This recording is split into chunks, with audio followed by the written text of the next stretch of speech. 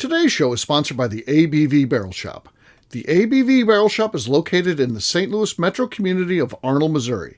The ABV Barrel Shop is focused on one thing, single barrels. Best of all, you can try before you buy. Head over to abvbarrelshop.com to sign up for their email and text distribution so you know what they have in stock, what classes are coming up, and who from the industry may be coming in to visit. The ABV Barrel Shop. It's where single barrels live. We are also sponsored by the Bar to Go. The Bar to Go offers traveling minibars that are no bigger than a small purse or toiletry bag. Best of all, they are fully customizable so you can create the perfect piece that is unique for you. If you own your own business, what a fun and unique way to promote what you do. Check them out online at thebar2go.com. That is the number 2 in the Bar to Go.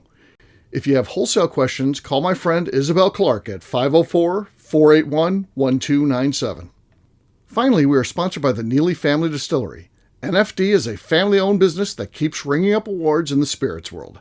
Head to Sparta, Kentucky to experience the family history, award-winning spirits, and meet the Neely family. Check them out online at neelyfamilydistillery.com. Now, on to the show. Let's drink!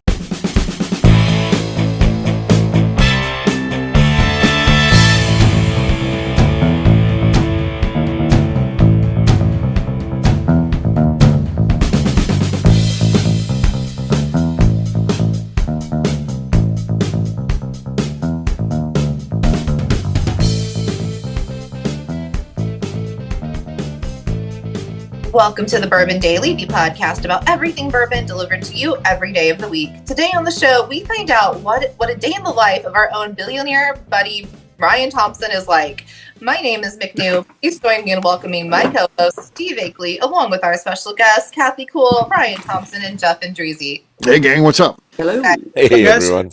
Hey, so we're going to be talking about the billionaire. What's his life like? What's just an average day like? Isn't that just fascinating to think about Ryan, just counting his millions and all that kind of stuff? Businesses. Yeah, he's got 3 businesses that we know of. There may be more out there, too. We'll get into some of that stuff after the break. For right now, though, McNew said there's something she wanted to talk about. What is that, McNew? So, earlier between shows, we were talking about pajama pants because KK was wearing pajamas. I am in the camp that pajamas are for lounging. They are not for sleeping because they bunch up. I feel like that's too hot. I got in an argument with one of my friends the other day. She's like, I love sleeping. She's like, I got these pajamas. They were so comfy to sleep in. I'm like, sleep in your pajamas? I'm like, that's loungewear. Like, we're not taking that to bed. My pajamas never see a bed. So I wanted to know where you guys are at with this. Are we sleeping in the pajama pants, or are they just getting tossed on the floor when we go? All right. Yeah, 100% no. McNew, you can't. You said it. They bunch up. They get uncomfortable. You get twisted. You get pinched. Your parts get pinched. It's not a good thing. Do any of you men actually own like pajamas? No, like sweatpants. And, I own a Christmas onesie for the onesie parties. Okay. But I only wear it at the onesie parties. The onesie party.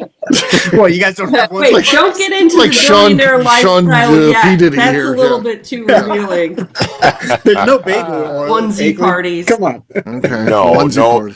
No sets of pants and the top that match. No, I do not. No. But I have loungewear for sure. Yeah. Yeah, I'm all about the sweatpants when I get home. Right. Yeah. Sweatpants. To bed, like that's insane to me. But I'm like, it's disgusting to think about even to wear. Yeah, It's so there's too much already. Like, there's a million reasons. You get hot, to twist. Yeah. I start out the night. I'm chilly, and then but by the end, at some point, I'm getting hot. So yeah, I have to like throw a leg out to cool off. Right. Yeah. Even like if it's super cold, I'll put a pair of socks on, but during the night, those socks come off, and they're somewhere, but somewhere. No.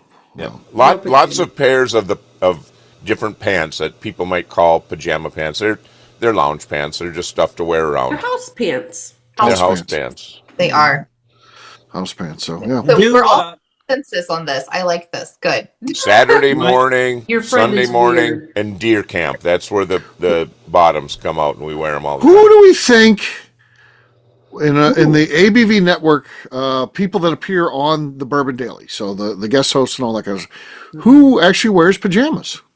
Swyatt. Swiat. Yeah, I can see the Swiats wearing matching pajamas. Husband and wife ones. Yeah. Yeah, they Nice, have Jeff. matching and yeah. It's guaranteed. Oh yeah, he definitely does. Gokin. Gokin seems like Gokin. I bet you. You know, here's a good one. I bet you. He has Luke Harley Ot- Davidson. Well, he probably pajamas. does. Yeah. But I bet you Luke Otero has like some satin pajamas that are Oh, cost yeah. like Oh, yeah. $2,000. yeah. he's got classy ones. So I think, like, in Christmas Vacation, when the boss gets brought in, those are the pajamas that Luke has. Except You think he's got those?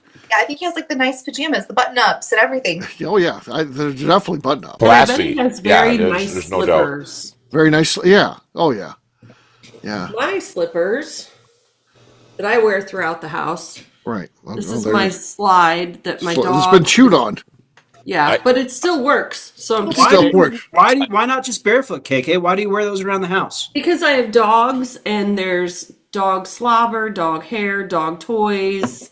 Oh, so you got a dirty house, is what you're saying? Yeah, I have a filthy, filthy house. Got it. There's about a 47% chance Darren wears footies. He's got jammies with. You think Darren has that? Yeah. He's got Probably. feet in Flap them. in the back. With the flap in the back. Yeah. He might. I can definitely see the wearing the flap in the back. Yeah. Jeff, that's a real good call, Yeah, too. I bet think you Luke Darren. Otero probably wears pajamas. Oh yeah. Nice ones. Yeah. Yeah. Yep. Who else? You think Royce throws on some jams? No, he's nude. We're He's lucky nude. if Royce throws anything on. Right. You don't He's want to a go nudist, upstairs. You don't want to go upstairs. Here's the thing: if you're staying at their house, and they'll be like, "Hey, bring out the remote's down there. Would you mind bringing it upstairs?" Yeah, there's just shit like this. And I tell you what, there's two people, so you think it'd be a 50-50 chance? No, it's like 99.98% chance you're going to see Royce naked, not Becca. It'll be Royce every fucking time. I'm telling you. Hey, he's Don't comfortable in you his throw own it skin. through the That's cat okay. door? I did. Yes. Yeah. Of course. I don't want to know if he's a grower or shower. I don't want You to know. don't want to know. No. So yeah, that may be it. That wears the pajamas. I think definitely the Swiats and Otero for sure. I think that's it. I do have pajamas. They're green silky ones. but we're not wearing them to bed though. The thing was, no, I don't wear them to bed. I like to wear them around my house. Like, just because I'm like, they just feel nice. They feel fancy. They're like nice on a Saturday morning when you want a mimosa and just to sit on the couch. That's what I do in my pajamas. They're not right. bed. Right. Okay. I'm guessing Gokin has bought pajamas for his wife every year, and she never wears them. Well, Wow. He's trying to impose something upon her, and it's not working. It's not working. Okay. Okay. It's just a postulation there, but yeah. who do you think are robe people? Because I can't wrap my head around like needing a robe. Like that just seems so extra, and I'm like, that's so much things touching me. Like, Well, the Neelys are robe people because they're not wearing anything else. So yeah. no, I'm just gonna walk around in my towel till I want to put clothes on. I don't need a whole robe. I don't get robe people either, McNew. I don't get robes. I don't know. No, thank you. In my house. That's stupid. I don't want it. Or in a hotel room. Ew, no. Like, I'm just going to wear a towel if I want to be that naked. Like, I don't Okay. understand people. Okay. I have a robe. It used to be for Christmas Day. Cause you can't be like fully dressed on Christmas morning. You have to be. So I was like, I gotta have something here. So I would wear the robe. It was, because my dad had a robe when I was a kid for Christmas. So I have a Christmas robe and I have my spa robe. I take my own because one time I go to the spa and they don't have a robe my size cause I'm too big. And they gave me a goddamn towel. They're like, here, you just wear this. So I gotta wear basically like a bed sheet. I'm walking around and holding it. Everyone else has the cool spa Plush, thing. it's awesome. Yeah, 100%, Steve. I had the same thing. It's embarrassing. Like, what? And then they hand you a washcloth or something that's about that size. Well, this will work. Yeah. No, I was embarrassed. I want to get some of that coconut water I like. Oh, look at there. I'm going to hold the thing. Oh, yeah. There you go. Came prepared. Speaking of robes. I Is thought that wore the a one robe you guy. wore in Key West? Yeah. Damn right it is. I love how that stuff's just readily available. Yes. He came with props. Yeah. He just wore that in Key West. He doesn't normally have that out. So, yeah. This is the only robe I own. So, for the record. Okay. All right. On that note, it's time to drink. What is everyone drinking? let's start with, I guess, the Billionaire. It's his show. All right. Well, pulling out a special bottle for the Billionaire show, I guess. The ABV Barrel Shop bourbon pick. Okay. There we go. Something like that. There it is. 3, 2, 1. Okay. Nothing. Nothing. Oh, I thought it was explosive because it's his I show. heard a squeak. Okay, Yeah. there was a squeak. All right, McNeil, you're next. I'm going to go with some Larceny Barrel Proof. Also a squeak. Squeak, yep. A louder squeak, so McNeil has the lead. She had a lot of squeaks so far. All right, KK, how about you? I am going to drink some of the 10th Mountain American Single Malt Whiskey barrel pick from the ABV Network. So good. Or the ABV Barrel Shop. Or Tasting Bar, depending Tasting on... bar. Sure. Hey, that was nice. Okay, if my memory serves me correctly, I think that's 130 proof. Just a heads up on that. Oh, like, that matters. She's fine. She's doing okay. She's fine. She's Good. fine. She's fine. Jeff, you're next. It is 130 proof. He remembers the exact. I have some Old Pepper Rye single barrel. Okay. Ooh, that's really good, too. Yeah, it is. Oh, that was very good. Very Show good. off. Are you really going to knock a 10th Mountain off? Yeah. How could you, Jeff? How could you? Ryan's was the loudest one so far. Okay. No. I've got 13th Colony Rye here. Let's see what we got. Oh, that was a mess. Gosh. It was Sloshy. nothing but slosh. Man, this is good. This is super tasty. Thanks, So- KK. That is a good one. That's a good one. All right, Jeff wins, so cheers to Jeff. Cheers. Cheers, Ryan. Thanks, Jeff. Cheers, buddy. All right. We'll take a quick break. And then when we come back, we're going to be talking to the Bourbon Billionaire. We'll do that in just a few.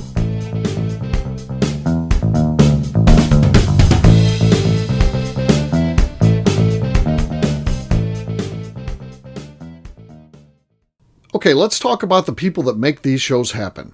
First up is the Stave and Thief Society. Via their in-person class at Moonshine University in Louisville, Kentucky, the Stave and Thief Society is the place where you, a bourbon enthusiast, can expand your knowledge and emerge an executive bourbon steward. In 2017, I completed my executive bourbon steward certification. It's the most comprehensive bourbon certification available and connects you with an expansive network of bourbon enthusiasts and professionals. Check out the full listing of in-person and online certifications and join the society today by enrolling at staveandthief.com. Speaking of Executive Bourbon Steward certification, the ABV Barrel Shop in St. Louis, Missouri has developed a unique partnership with the Stave and Thief Society to offer a preparatory class to assist you in getting your Executive Bourbon Steward certification. This prep class costs only $25 and is available to take live or online via Zoom. Graduates of our class receive a coupon code good for 15% off your Executive Bourbon Steward certification held in Louisville, Kentucky. This saves you almost $90. Additionally, you can collaborate with fellow attendees to split travel costs when you go to Louisville. If you're interested in signing up for the class, simply head over to abvbarrelshop.com and check out the classes and events page. Last but not least, we are sponsored by Neely Family Distillery. Royce Neely is the 11th generation distiller in one of America's oldest distilling families. A visit to Neely Family Distillery takes you through family history, where you can see all the artifacts and newspaper clippings through the years from this family that started distilling in America after James Neely arrived from Northern Ireland in 1740. Today, Royce Neely and his team are crafting some of the best spirits in America. Their bourbon and absinthe offerings keep winning top honors in the spirits competitions. Recently, their absinthe made history as the first platinum winner in the absinthe category at the San Francisco Spirits Competition. Neely Family Distillery is definitely a bucket list destination if you are a bourbon fan. Learn more about their spirit offerings, visiting their facility, and the awards they have collected over at NeelyFamilyDistillery.com. And now, back to the show.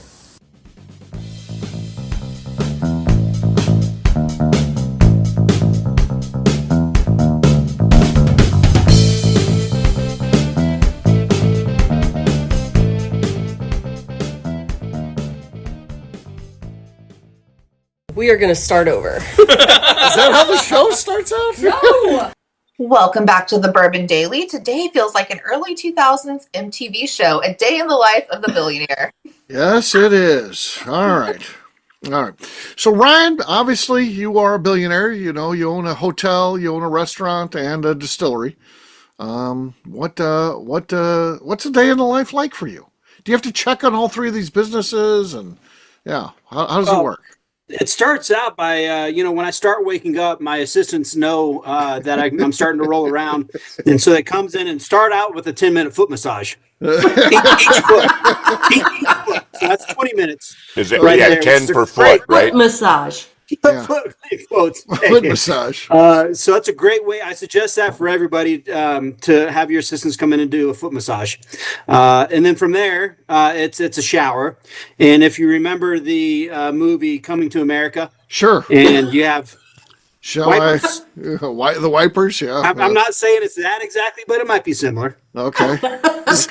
So Hygiene's important. get your hygiene done, brush the teeth, and then hopefully they have laid out a nice assortment of fruit to nibble on. I can get some oranges to your way if you want some. You got some oranges, dude.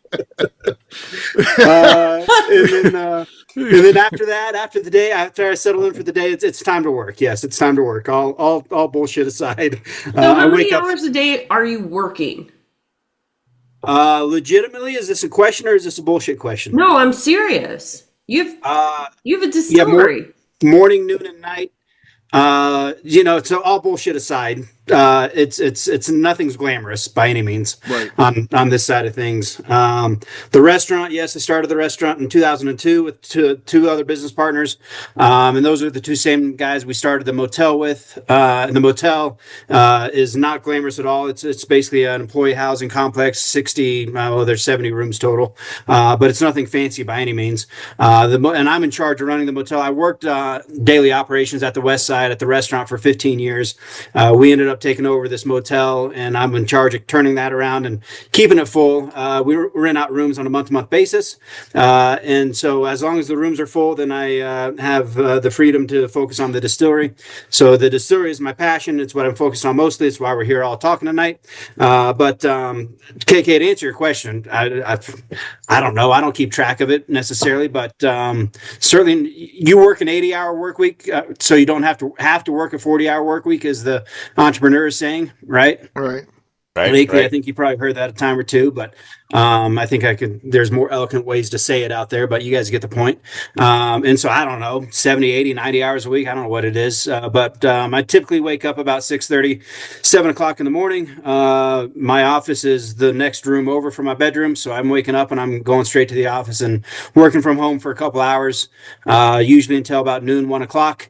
And then from there, go up to the motel, make sure everything's okay there, and then check into each tasting room, one tasting room in Vail Village and at the base of the ski resort, and then the distillery itself, 30 minutes away in Gypsum, where Akeley's been. So check in there. Certainly talking to everybody on a daily basis. Try to get FaceTime, not on a daily basis, every other day. So oftentimes go down to the distillery and work with Sean and Ben. Sean's our head distiller. Ben's our tasting room manager at the distillery. So make it home by 5 or 6 o'clock. Do a couple more hours of work, usually at home, since I've been on the road, ignoring emails and ignoring bullshit like that. And so I want to take care of emails from the rest of the evening, and then call it a night, and hopefully settle on the couch and watch some stupid show to get my mind off it all, is what it comes down to. So you said you're running the hotel, and it is like, so since Vail is a seasonal town, employees come in and live in a hotel. Yeah, exactly, KK. You're exactly, there's seasonality there for sure. However, the majority of our tenants are year round, and they're doing. They're the heart and soul of the Vail Valley. It's servers and bartenders, it's electricians, it's plumbers, it's limo drivers, it's you name it that are staying there. So we get a lot more interest in the winter seasons and the peak seasons for people, but we're on a wait list now for people to get into it. And so, which I guess just means we have to raise our prices, kind of thing. The demand is there. So, and we have a full-time property manager that helps out at the motel. He's an amazing guy. And so he keeps an eye on things 24/7, and I stop in occasionally. So, okay. What's the challenge like? The store, famously, I don't have any access to our computers stuff. because I'd be ate up with it. If I knew how to get in and check what's going on, I could not help. My day would be ruined because I'd be doing nothing but hitting refresh. What are we doing now? 15 minutes later, what's the total in the register now? So how do you deal with that? Because you got 3 businesses that are you constantly monitoring them? Do you just kind of have a process? Like for me, it ends up being just at the end of the day. Don't tell me anything, and at the end of the day, how was the day? And that's where Darren, when I'm not there, obviously. When I'm that's what it is. Yeah, that's what it is for the distillery. The 2 tasting rooms for the distillery for sure. I don't log into the POS and check sales. I do log into the video cameras and see what's going on. I do that too. I do that too. Yeah, a couple times throughout the day. So, and we've got cameras on all 4 locations. Right. But I'll wait for sales for the next morning to check them and log them into QuickBooks. I still manually log them into QuickBooks every morning. Just because it's a good practice for me. It keeps me, I could automate it, but I don't want to automate it just because I like the discipline of it. But in the West Side, we're 24 years into it now. So I just check in. I talk to my business partners all the time there and know what's going on, but I don't ask about sales until the end of the month. Like how do we do this month? How do we do month compared to year to date kind of stuff? Right. So I know what's going on there, but I don't have any job responsibilities at the restaurant. So that's besides going there and picking up some lunch or something usually. So which is nice. But the cameras I'm certainly logging into pretty frequently. Yeah. So I'm just what you just said. I'm just picturing Scrooge McDuck rolling around in piles of money and gold and things. Yeah. That's what I heard. That was right, man. I wish that was right. I wish that was accurate. It certainly can maybe sound glamorous from the outside, but there's nothing glamorous about it. I tell you that much. we've met enough people to know where the passion is, and nothing comes easy. So I know. I mean, I'll kid you all day long, but I know better. Yeah, and it's really interesting that 3 different businesses that have on a macro level 3 different kind of values. I think the restaurant has been in business for 24 years, has a little bit of brand equity, but restaurants don't sell for much necessarily. Of course, we've been profitable and we're around for this long, which is a good run for restaurants. But the motel itself has 0 brand equity, but is able to cash flow a little bit, and we take a paycheck. And then the distillery, I think, a little biased, but might have some brand equity there, but certainly doesn't cash flow too much necessarily. So not yet, maybe it's really interesting dichotomy between the 3 businesses and seeing that side of things. So yeah. Huh. And then in the barrels, I mean, obviously there's more equity with the work in progress, the WIP, if you're a fucking accountant out there, the work in progress at the distillery, because obviously lying down barrels and have all that whiskey aging. And so at the restaurant, you order it right now, we serve it to you, you pay, and you're out the door. And the motel is a little bit different as well with the accounts payable and how that all works. But so really interesting 3 different business models, but certainly most passionate about what we're all here talking about. So right. So what drove you to open a distillery? I'll take our friend Paul Flecko's quote, and he always likes to answer that question by saying, "Poor life decisions." And you can spell poor however you want. Okay. Which is a great answer, I think, right? So Ryan, I'm interested in the restaurant side of it. Are you, or have you been? Are you in on the front line of planning menus, things like that? Have you been on that side of it, or who does all of that? Yeah, it certainly was for a long time, for the first 15 years there. Absolutely. Yeah. Okay. I'm no chef. I don't even like to cook. And when I was starting the restaurant, my close friends are like, "What the fuck are you doing starting a restaurant? You don't like to cook?" I'm like, "That's why I'm starting a restaurant, because I don't like to cook." So just a little inside joke. But we have an amazing head chef there. One of my business partners is a foodie, loves to cook. And so at this point, it's the 2 of them that are leading the menu direction. If I'm out and about traveling or doing something and come across a fun menu item, then I'll take a picture of the menu and take a picture of the dish and send it back to them and see if this gets any traction or not. That's about as much input as I have these days. Sure. Yeah. So and that's about as much input as I want to have these days too. So, so we ended up taking over the motel about 10 years ago, and it was a weird opportunity. And I was burned out on the restaurant business, hospitality business. I'm like, well, shit, I'll go run the hotel.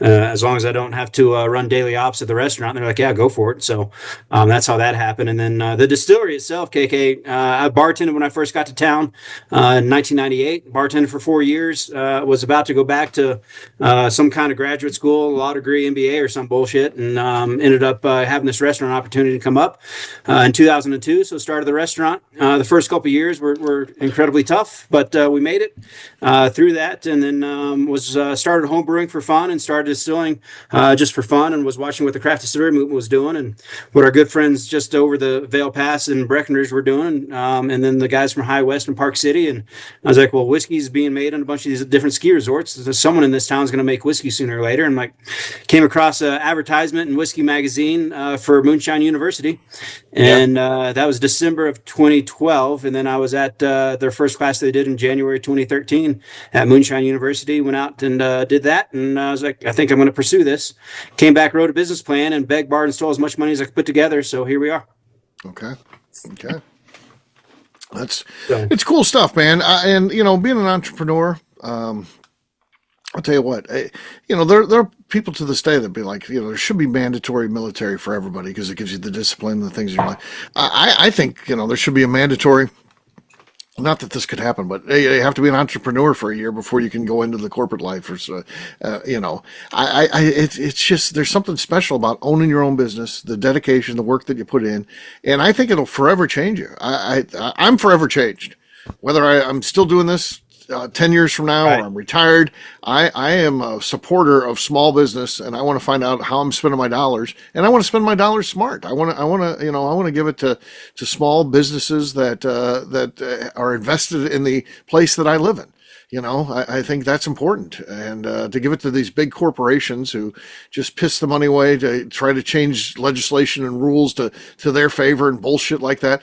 Give it to someone who's going to go out and spend it at a restaurant in the town that you're into. Yeah. And they're going to pass it along to the local gift shop as well, or the local liquor store. I think that's so smart. And I don't think there's enough people care about that, and they should. It really makes a difference, right? Yeah. So, Steve, that's a great point, and I am so far from an entrepreneur. The artist is, You're so far you can't even announce it. I can't even say it. I don't even know what you're saying. It's not in my vocabulary because I've just been work for the man, do your job. Right. But my God, I appreciate, and I've lived in small towns my whole life, and I've tried to shop local. Try to shop small, unless I'm ordering the Shart survival kit. But the rest of the stuff, I get it. And that's still what grew America, what grew our country, and big business. It drives me crazy. I love the stuff that you're doing. I love that there's people like that, and when I get to know them, that passion is so amazing. I can't say enough. Thank you for just wanting to get out and do it. Well, thanks, Jeff. I appreciate that. Yeah, thanks, Akeley. And one thing that keeps me going, certainly everybody has shitty days out there, no matter what your job is and what's going on. But what keeps me going is when I think back to some of the days of the soldiers, the men and women of the United States military that I've met, and hearing some of their stories and what they've gone through. It doesn't compare. Some of their worst days don't compare to anything to my worst days by any means. So 100%. It really puts it in check. So, and I've got a lot of close friends that have gone through hell and back and are still here. So, yeah. And as an entrepreneur, the other thing is the fear of failure. I mean, what are you going to do? Go back and get a corporate job? Jesus Christ, that'll motivate you to to work that 80-hour week or 120-hour week or whatever you're doing. It sucks the life out of you. And in this, while you're working harder, it doesn't suck the life out of you. It energizes you. It goes back to what we were saying earlier as well.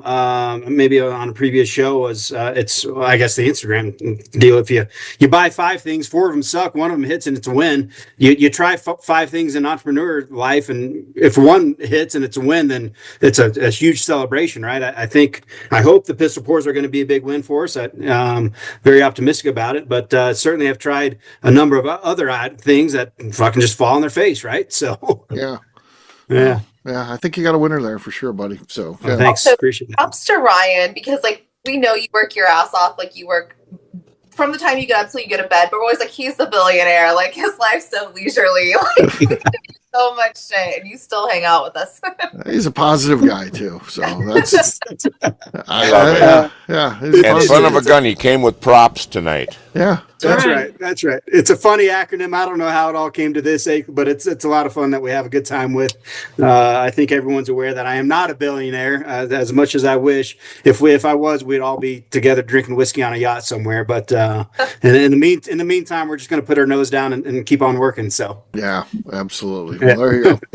On that note, we're going to wrap this one up as we always do by talking about where people can find us. Jeff, we'll start with you. Where can people find you? You can always find me on Facebook, Instagram, and the Cigar Dojo, Jeff Andreezy, 2 I's and 2 Z's. All right, Kathy. You can find me on Instagram at KK Cast Strength. All right, Ryan. Across all socials at 10th MTN Whiskey, and our website's 10thwhiskey.com. That's 10th whiskey with an E. McNew. On Instagram at McNew ABV. All right. For me, I'm an easy guy to find at Steve Akeley, Twitter, Instagram, or Facebook. I've got a website, steveakeley.com. We've also got a company website. That thing's abvnetwork.com. Check it out. Everything that we do is out there. Also, come by and see me at the ABV Barrel Shop. We're a small business, but we work to earn your business. We don't expect you to just give it to us because we're a small business. We work hard. So come by and see us, see what we've got going on. Grab a seat at the bar, taste some of our stuff, see if there's a different way. You might find yourself on a whole new whiskey journey. Stop in and see us. So we can be found at abvbarrelshop.com. McNew, anything else to say before we get out of here? I'd like to remind the audience to please give us a 5-star review. That includes comments. It helps new people find the show, which is very important to us. If you like what we're doing, we ask that you please visit our Patreon page at patreon.com/the ABV Network. All right, great job today, gang. It was fun heaping some accolades on Ryan. We're about ready to tear that wall down in a second here with our next show. We're going to record. Until then, take care, everybody. See ya. See you guys. Bye. Peace.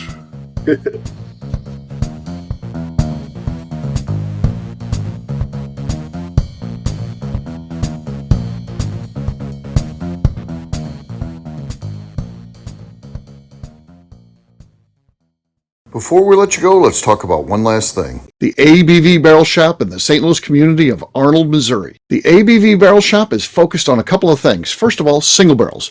We are the place where single barrels live. We go to distilleries, taste through the whiskey, select the best barrel, and have it shipped to our store where we present it to you, our customers, by allowing you to try before you buy. We're also known for the classes that we have in our education center in the store, as well as the events we have with industry professionals from the bourbon business. If you are in the St. Louis area, please come by and visit us at 6 Fox Valley Center in Arnold, Missouri. Or at a minimum, at least sign up for our email and text distribution so you know exactly what's going on in our shop over at abvbarrelshop.com. This is Steve Akeley, owner of the ABV Network, signing off. We thank you for listening to our programming and truly appreciate your support. The Bourbon Daily is part of the ABV Network. For more information or to become a sponsor, please visit abvnetwork.com. Thanks for listening and cheers. This has been a Steve Akeley production.